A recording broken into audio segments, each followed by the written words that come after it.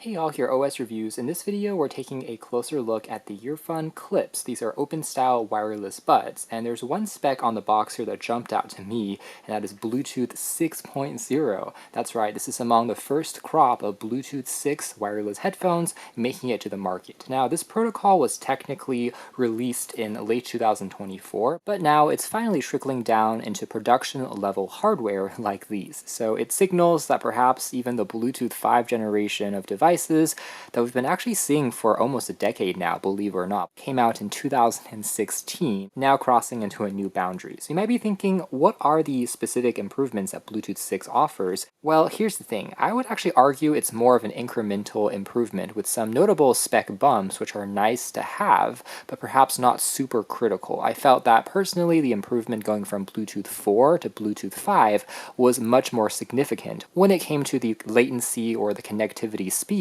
became much faster, as well as offering enhanced battery performance compared to past generations of Bluetooth. However, there are some quality of life improvements which are always nice to see. For example, it now touts more accurate location tracking. So for example, if a Bluetooth-based tracker or a pair of wireless buds has dropped underneath a sofa, you're now able to pinpoint exactly where the location is up to a few centimeters away, not just a rough proximity within a few feet. Furthermore, Bluetooth 6 claims that it's able to more intelligently filter through noise, so if you're opening up Bluetooth on your phone, you can more easily find the specific products you're trying to connect to, especially in a more crowded area, maybe on a city street where there might be hundreds of other people around you with Bluetooth devices. Interestingly, it's called decision-based advertising filtering or monitoring advertisers. It's kind of a weird name because this has nothing to do with commercial advertising in the traditional sense. It's just the way that this protocol is named because the Bluetooth device is always transmitting out these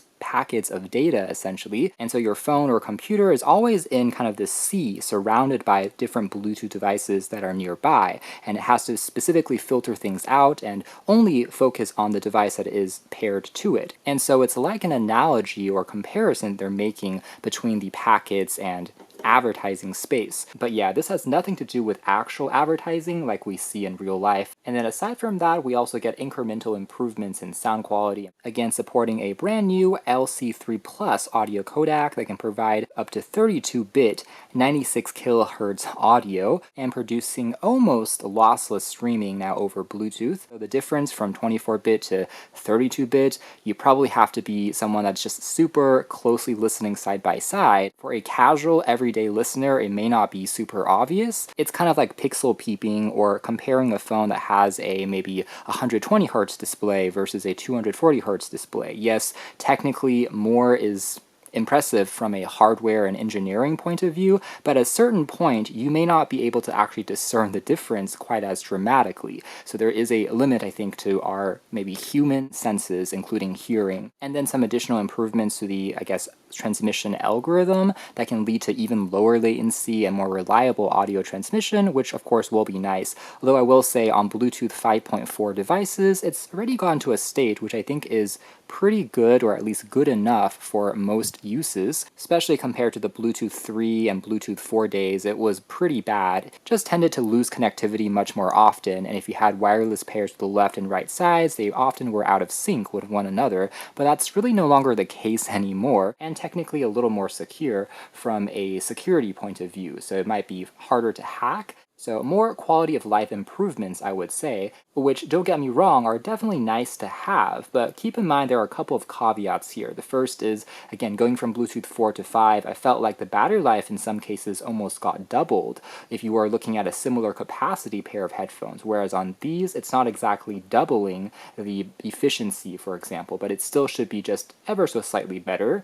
And second of all, to take full advantage of all of these quality of life improvements, you will also want to have a device, whether it's a computer or a phone, that also uses Bluetooth 6.0. Now, of course, and even older phones and Bluetooth standards, of course, can still connect to these and play back music just fine. But in a perfect world, if you want to take full advantage of all the enhanced security functionality, kind of end-to-end, you'll need a device with a Bluetooth 6 chip as well. But this is going to be just future-proofing, I guess, a little bit, as this standard might be in play for the next decade or so, and will start showing up in more and more upcoming phones phones and computers, although at this point in time, the list is still growing. For example, some of the latest Xiaomi phones internationally have already released and adopted it, and it's anticipated that the iPhone 17 series onwards, as well as the Google Pixel 10 onwards, Galaxy S26 onwards, again released in either late 2025, so later this year, or early 2026 onwards, will start to also have that equipped inside of the phone chips.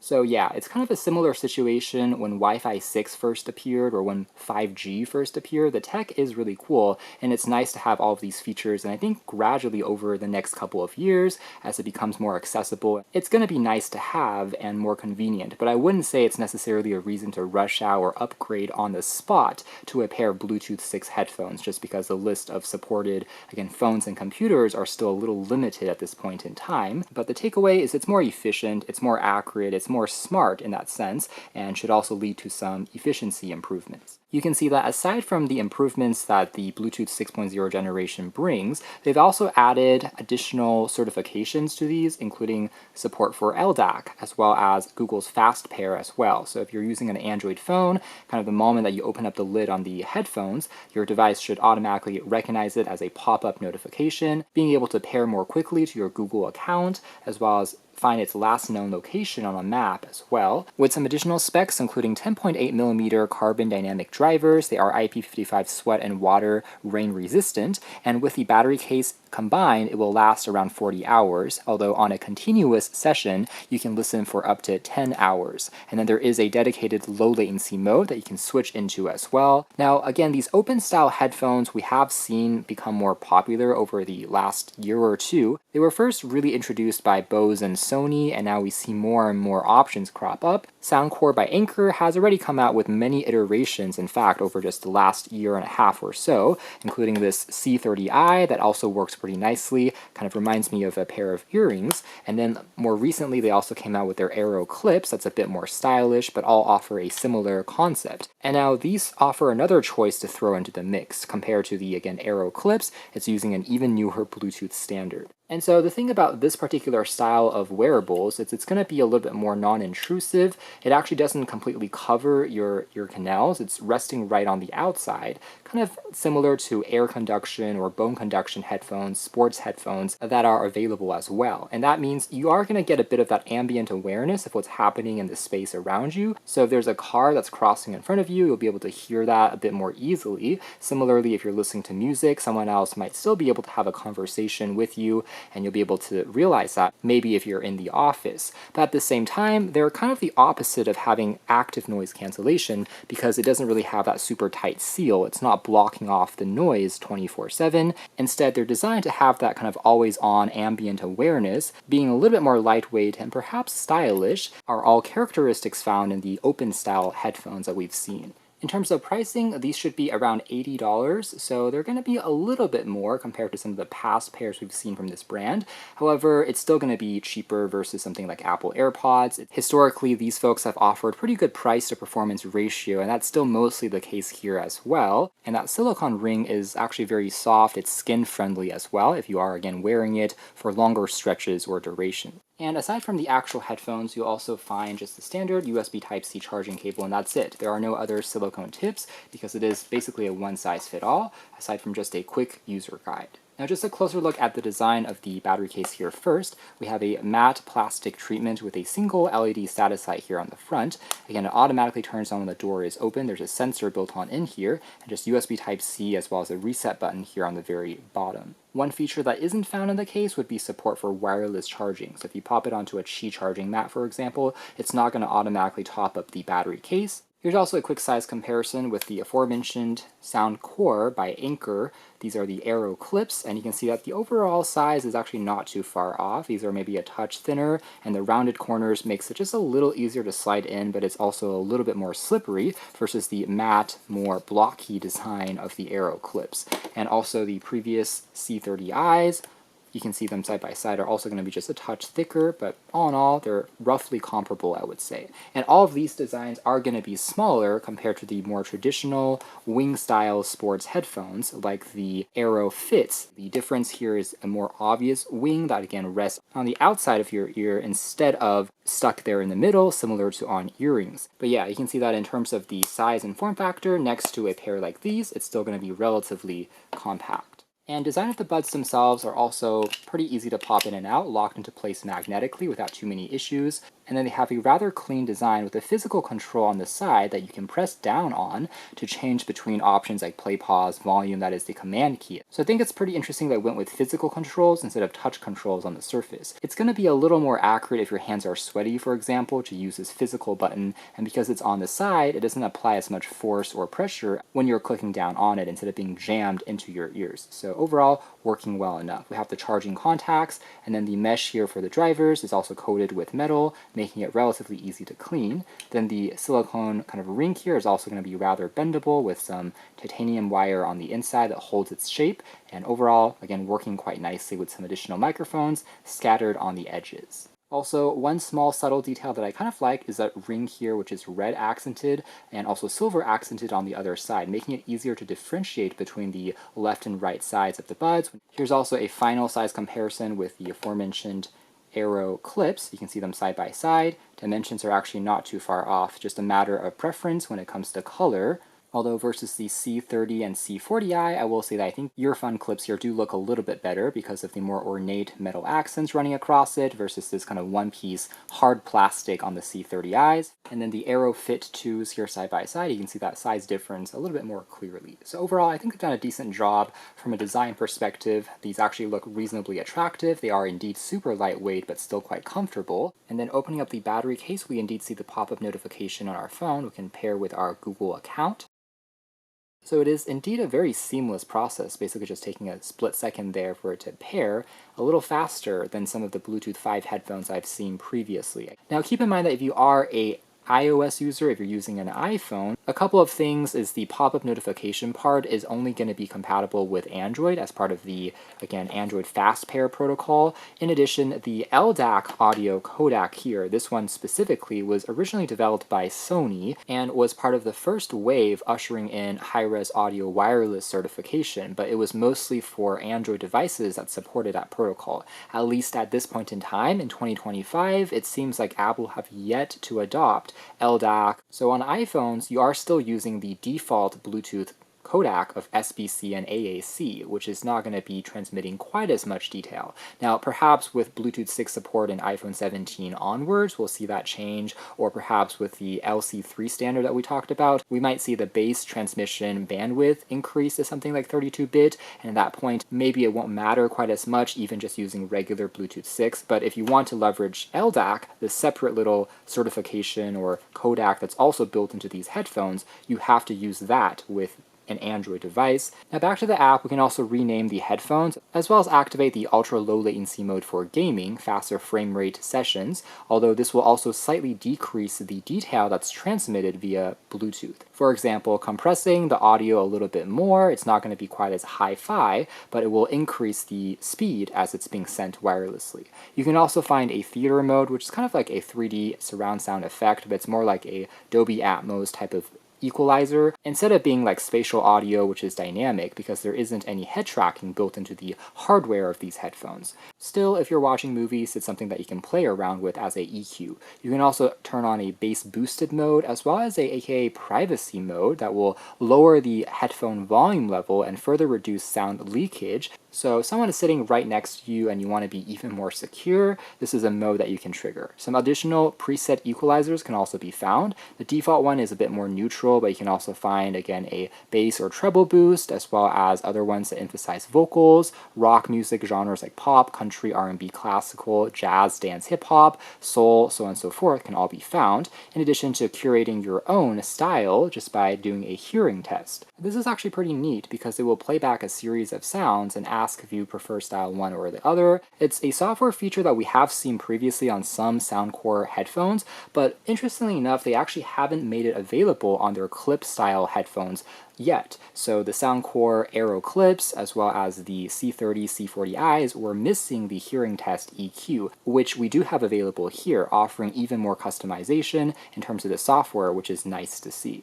You can, of course, still find a traditional frequency slider if you want to go into more granular adjustments, although for the average listener, the hearing test is kind of like an excellent auto mode that you can apply more quickly versus the more pro manual mode that you find with these sliders. The button controls can be completely disabled or locked, as well as what a single, double, and triple press, as well as long hold can correspond to. Again, since these aren't touch controls, it's harder to accidentally trigger, so even a single press has to be more intentional, and that's why you can find a variety of options, including, again, volume adjustment. Okay, further scrolling down here, I see again, Bluetooth audio quality switch functionality. Again, for supported Android devices, you can leverage LDAC, though keep in mind this is the opposite of something like the low latency gaming mode, because instead of compressing detail, it's going to try and send as much detail as possible, but this might mean a little bit more lag between the audio and the video. So that's why this is best used if you are exclusively listening to albums and music, and you want the best audio quality possible. You're also able to, again, pair to a second device from here. Voice prompts can also be turned on and off, in addition to the volume level can be adjusted for the voice prompts as well. There's even a hearing health option here that can limit the maximum volume level into a certain amount to prevent maybe hearing damage in the long run, and even balancing out the sound to be skewed a little bit more to the left or the right. Finally, the headphones will time out after X minutes of inactivity and go to sleep, as well as a Find Headphones tab that will play a chime or sound more loudly if they've dropped underneath a sofa, for example. Using the Android Find My functionality, you can see more detailed data of a kind of Google Maps view on top of the last known location that it was connected to. And that is inclusive of getting directions through Google Maps here as well. That being said, maybe one software feature that would be nice to see added into the EarFun app side in the future would be another profile that shows your distance relative between the phone and the headphones, something that changes in real time, maybe saying you're getting closer or further away, your X feet or centimeters away from the headphones, using it kind of like a metal detector, since that data is now being collected and shown using Bluetooth 6. I understand their app is universally compatible with all of their other headphones, and these are the only ones with Bluetooth 6 at this point in time, so maybe that's the reason why we don't see that separate menu yet, but perhaps some future updates there would be nice to see. Furthermore, returning to the home screen, there's a middle tab called Discover, which also gives you some white noise nature sounds for relaxation, falling asleep, meditation, things like that. Now, we've seen this feature start to crop up on almost all of the other brands as well, including Soundcore. I've added it recently too, but it's nice to see here. By playing back some of these sounds directly within the app that you can also cycle back and forth between, and offering a decent looking visual here as well as a timer for how long you want it to be running before it will turn off by itself. Again, pretty easy and fast to connect to. I don't really have too many complaints for the most part. And now transitioning into a discussion on the performance and music quality. Overall, the 10mm drivers inside perform nicely. I would say compared to the Soundcore Aero clips, they're actually neck and neck when it comes to the listening experience, which is to say, surprisingly for something so small and lightweight, they're still relatively impactful, especially if you are turning on the bass boosted mode. You can definitely notice drum beats in pop or EDM music, for example, still feeling quite satisfying. And that has historically been a weakness on these open style headphones. However, many of these headphones tend to compensate by just packing a slightly larger driver or speaker on the outside, and in this case with some of the EQ enhancements still gets away with a pretty solid experience. It doesn't feel too lacking. That being said, I will say if you are comparing them side by side with some of the other wing style headphones like the aforementioned Aero Fits, these do have even larger space inside for a bigger driver.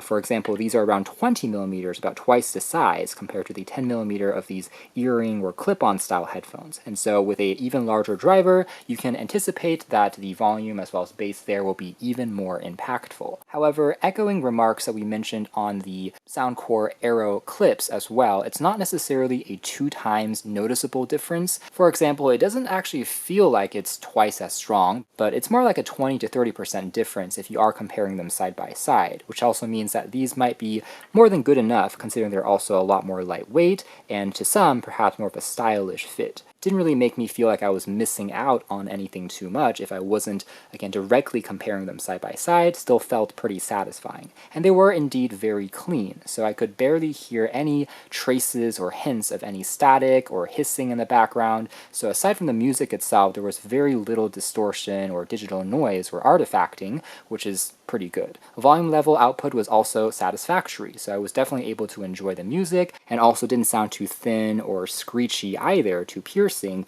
even on trebles and higher frequency notes. So it was a pretty comfortable listening experience, all things considered. Now, one feature though that is technically missing more on the hardware front is there is no proximity kind of auto play and pause sensor similar to on AirPods and some of their other more traditional design headphones. So if you remove these, they're not going to automatically pause the sound, for example, even though it is a feature again found on maybe some of their other models. You see it being displayed on their widget, but in fact on these particular pairs that mode is not there because the sensor here is missing. So yeah, it would be nice if in the future they made a Pro or further revised model that added in that capability, in addition to, again, wireless charging on the battery case. Could make it, I think, even more fully feature stacked.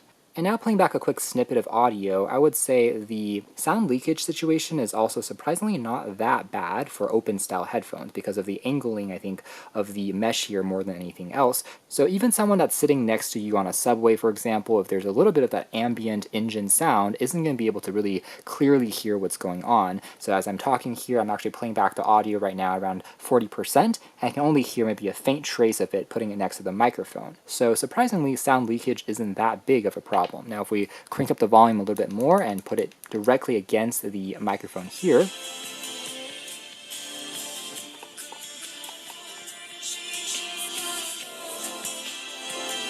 you can see that at around 100% volume it does become a little bit more noticeable. But this is kind of at an extreme end, and it becomes almost uncomfortable because of how loud they are if you were wearing them at this particular stage. And now a demo of what the microphone quality is like. Here's another test of the microphone quality directly. How do I sound? Test, test, 1, 2, 3. Do I sound clear? So as heard there, overall it's not bad, considering that the microphones are a little bit further away from your mouth compared to a stem design, which is maybe ergonomically pointing a little bit closer. These are just around average, but at least your voice is still mostly discernible. If you're making a quick call or for a quick meeting, it should still be generally fine. And so sound quality and performance overall has been surprisingly quite good, or perhaps that's partially expected since they are touting the latest Bluetooth 6.0, even if we're not getting all of the 100% benefits using a Bluetooth 5 phone that we're connected to. It already feels pretty seamless. Certainly is very competitive in this particular category that they're styled after. In fact, I would say they're neck to neck with the Soundcore Aero clips, with these just having a little bit more future-proofing, as well as perhaps an even more rich set of features with their companion app, including the customized hearing test mode, which is missing on those by comparison, at a price point that's even a little bit more affordable as well. So definitely a pretty solid value if you're interested in a design like these, though again, open-style headphones won't be for everyone. They serve a specific niche if you're after a pair that's going to be more comfortable, doesn't offer as much stress as you're wearing them for longer durations, you want a bit of that ambient awareness on purpose, then these are certainly going to be an interesting pair to consider, especially again with that brand new Bluetooth standard. You can learn more details if interested in the links down below, but for now that's been our video. Thanks for watching here at OS Reviews. That's been the EarFun Clips Bluetooth 6 wireless headphones.